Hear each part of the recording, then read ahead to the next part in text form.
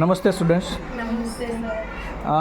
આ વર્ષે આપણે 26 જાન્યુઆરીનો જે કાર્યક્રમ કર્યો હતો, તો એના માટે તમારા મારે રિવ્યૂ જોઈએ છે છોકરીઓ, બરાબર? તમે લોકોએ શું આમાં ભાગ ભજવ્યો હતો?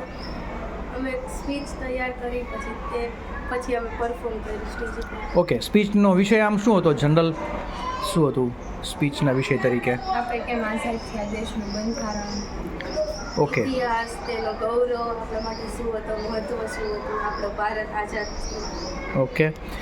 પછી એમાં તમે કઈ કઈ વસ્તુઓ માટે કેમ તૈયારી માટે તમે શું કર્યું? કઈ કઈ મુદ્દાઓ શું શોધી આવ્યા તમે?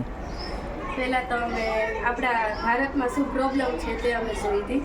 જેમ કે જેમ કે ગરીબી અને બેરોજગારી, પછી મહિલાની આમ સુરક્ષા છે કે નહીં એમ ભારત દેશમાં, અને આપણે કઈ રીતે આમ વૈજ્ઞાનિક રીતે આપણે કઈ રીતે આગળ વધી શકીએ છીએ. ઓકે, એટલે આ બે પ્રોબ્લેમ હતા, એનું તમે પછી શું?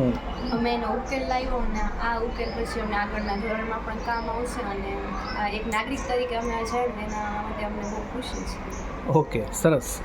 પછી દેશના ગૌરવ વિશે તમને શું લાગ્યું? મતલબ કે આપણો ઇતિહાસ આમ પહેલેથી બહુ મહાન રહ્યો છે, પણ આપણે અત્યારે તેના કાંઈ સમજતા જ નથી, પણ આપણો ઇતિહાસ બહુ મહાન છે. રાઈટ. અને ભારતનું સ્થાન આખું અલગ છે, હે ને? બહુ સરસ. જે વિશ્વને આમ કંઈક આપે છે.